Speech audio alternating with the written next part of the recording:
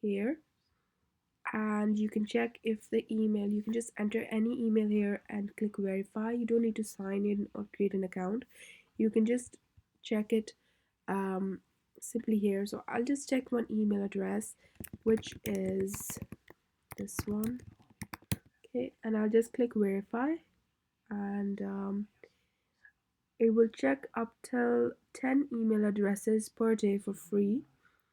So yes, so it has passed, and they said the details have said that the address provided passed all tests, and so it means that it has been active from previous in previous 6 months.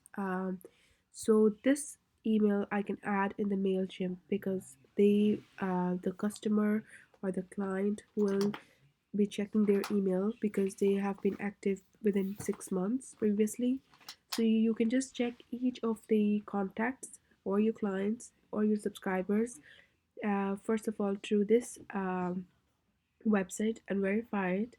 And if they are active since 6 months, within 6 months previously, you can just add the list in the in the Mailchimp,